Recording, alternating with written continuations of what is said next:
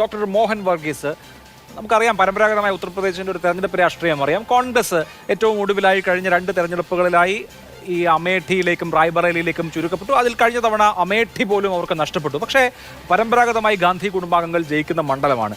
ഉത്തർപ്രദേശിൽ ഒരു serious fight കൊടുക്കേണ്ടതില്ല, Gandhi കുടുംബാംഗങ്ങൾ മത്സരിക്കേണ്ടതില്ല എന്നൊരു തീരുമാനമാണ് കോൺഗ്രസ് എടുക്കുന്നതെങ്കിൽ അത് ഗുണകരമായിരിക്കും. നോക്കൂ, നമുക്കറിയാം കോൺഗ്രസിന്റെ ഡിക്ലൈൻ തുടങ്ങുന്നത് തന്നെ ഉത്തർപ്രദേശിൽ നിന്ന്. ഇപ്പോൾ നരസിംഹറാവു, PV നരസിംഹറാവു 1991 പ്രധാനമന്ത്രിയാകുമ്പോൾ യഥാർത്ഥത്തിൽ ഇന്ത്യയുടെ ഹിന്ദി ഹൃദയഭൂമിക്ക് പുറത്ത് ഒരാൾ അവിടെ നിന്ന് പുതിയൊരു ലീഡർ അല്ലെങ്കിൽ പവർ സെന്റർ എമർജ് ചെയ്യുമ്പോഴാണ് കോൺഗ്രസിന്റെ ഡിക്ലൈൻ്റെ ഒരു വലിയ തുടക്കം വരുന്നത് പോലും. അപ്പോൾ ഉത്തർപ്രദേശിൽ മത്സരിക്കേണ്ട എന്ന രാഹുലിന്റെയും പ്രിയങ്കയുടെയും തീരുമാനം താങ്കൾ എങ്ങനെ കാണുന്നു? അതാണ് അന്തിമ തീരുമാനമാവുന്നതെങ്കിൽ. ഒന്ന്, ഉത്തർപ്രദേശിൽ കോൺഗ്രസ് പാർട്ടി രാഹുൽ ഗാന്ധിയും പ്രിയങ്ക ഗാന്ധിയും ഫീൽഡ് ചെയ്യുന്നില്ല എന്ന് തീരുമാനിക്കാറായിട്ടില്ല. കാരണം ഇനിയും കേവലം ഒരു 10-12 മണിക്കൂറെങ്കിലും ബാക്കിയുണ്ട്. അതുകൊണ്ട് അവസാന നിമിഷം, നാളെയാണല്ലോ നാമനിർദ്ദേശ പത്രിക, മെയ് 3-ാം തീയതിയാണല്ലോ നാമനിർദ്ദേശ പത്രിക കൊടുക്കാനുള്ള അവസാന തീയതി. കോൺഗ്രസ് പാർട്ടി അനന്തമായി കഴിഞ്ഞ കുറേ കാലമായിട്ട് നോക്കിയാൽ പല തീരുമാനങ്ങളും അനന്തമായി നീട്ടുക വഴി ലഭിക്കാവുന്ന ഒരു മേൽക്കൈ, അഡ്വാൻറ്റേജ് കളഞ്ഞു കുളിക്കുന്ന ഒരു കാഴ്ചയാണ് കാണുന്നത്. ഇനി റായ്ബറേലിയിലേക്കും അമേഠിയിലേക്കും വരാം. നമുക്കറിയാം കോൺഗ്രസ് പാർട്ടിയുടെ, പ്രത്യേകിച്ച് ഗാന്ധി നെഹ്റു ഫാമിലിയുടെ ഒരു പോക്കറ്റ് ബെറോ ആണ് ഈ 2 മണ്ഡലങ്ങളും, അമേഠിയും റായ്ബറേലിയും. അമേഠിയുടെ കാര്യത്തിൽ അത് രാജീവ് ഗാന്ധിയുടെ മണ്ഡലമാണ്, മുൻപ് സഞ്ജയ് ഗാന്ധിയുടെ മണ്ഡലമാണ്, അവരൊക്കെ ജയിച്ചു വന്നതാണ്. പക്ഷേ 2 പ്രാവശ്യം സഞ്ജയ് ഗാന്ധി 1977 അടിയന്തരാവസ്ഥയ്ക്ക് ശേഷം നടന്ന തെരഞ്ഞെടുപ്പിൽ കാലിടറി. കഴിഞ്ഞ തെരഞ്ഞെടുപ്പിൽ 50,000-ൽ പരം വോട്ടിനാണ് ശ്രീ രാഹുൽ ഗാന്ധി അമേഠിയിൽ പരാജയപ്പെട്ടത്. അതിനുള്ള പ്രധാന കാരണം BJP അവിടെ ഹോംവർക്ക് ചെയ്തു. അവിടെ പരമ്പരാഗതമായി കോൺഗ്രസിന് സ്ട്രെങ്ത് ഉണ്ടെങ്കിൽ പോലും അതൊരു ടേക്കൺ ഫോർ ഗ്രാൻറ്റഡ് ആയി രാഹുൽ ഗാന്ധി എടുത്തത് കൊണ്ടാവാം. അതുകൊണ്ടാണ് സ്മൃതി ഇറാനിക്ക് രാഹുൽ ഗാന്ധിയെ പരാജയപ്പെടുത്താൻ കഴിഞ്ഞത്. പക്ഷേ റായ്ബറേലിയുടെ ചിത്രം അങ്ങനെയല്ല.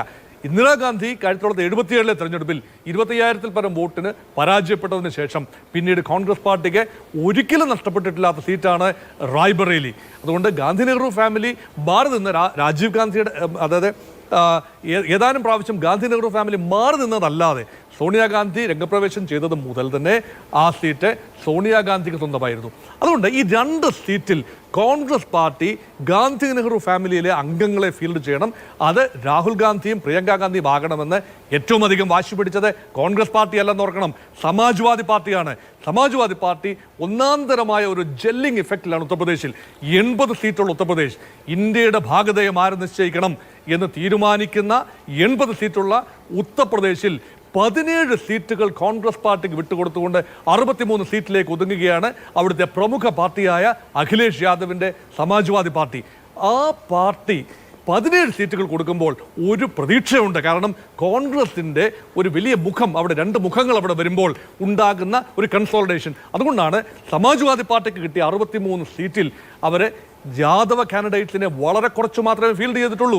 അതിൽ 30 സീറ്റുകൾ, 63-ൽ 30 സീറ്റുകൾ സമാജ്വാദി പാർട്ടി നീക്കിവെച്ചത് നോൺ യാദവ് OBCകൾക്കും മഹാദളിതുകൾക്കും എല്ലാം കൂടിയാണ്. അതുകൊണ്ട് ഒരു caste based social engineering Samajwadi party ഭംഗിയായി ചെയ്തപ്പോൾ ഒരു ദേശീയ വികാരമുണ്ടാക്കാൻ കോൺഗ്രസിൻ്റെ ഏറ്റവും ടോപ്പ് ലീഡർഷിപ്പ് അവിടെ വരും. ഇത് കൊടുക്കുന്ന മെസ്സേജ്, ഇപ്പം ഡൈനാസ്റ്റി എന്നൊക്കെ പറഞ്ഞ് എത്ര പരിഹസിച്ചാലും ശരി, ജനങ്ങളെ സംബന്ധിച്ചിടത്തോളം ഉത്തർപ്രദേശിൽ BJPയെ നേരിടാൻ കോൺഗ്രസ് ഉണ്ട്, അതിൻ്റെ സമുന്നതരായ നേതാക്കളുണ്ട് എന്ന് പറയുമ്പോൾ അത് നൽകുന്ന ബലം ചില്ലറയല്ല. അത് മനസ്സിലാക്കാതെ കോൺഗ്രസ് പാർട്ടി എടുക്കുന്ന ഒരു മെല്ലപ്പോക്ക്, ഇത് അയോധ്യ വിഷയത്തിൽ നമ്മൾ കണ്ടു. പ്രാണപ്രതിഷ്ഠാ ചടങ്ങിൽ പങ്കെടുക്കണമോ വേണ്ടായോ എന്ന് പറഞ്ഞുകൊണ്ട് എത്ര വാല്യുബിൾ ടൈമാണ്, ഉണ്ടെങ്കിൽ ഉണ്ട്, ഇല്ലെങ്കിൽ ഇല്ല എന്ന് ആർജവത്തോടു കൂടി പറയാൻ നട്ടലോടുകൂടി കോൺഗ്രസ് തയ്യാറാകാത്തത് ഈ വിഷയത്തിലും ഒരു കൺഫ്യൂഷനാണ്, കല്ലുകടിയാണ്. അത് കോൺഗ്രസിന് നഷ്ടം തന്നെയാണ്. ശരി.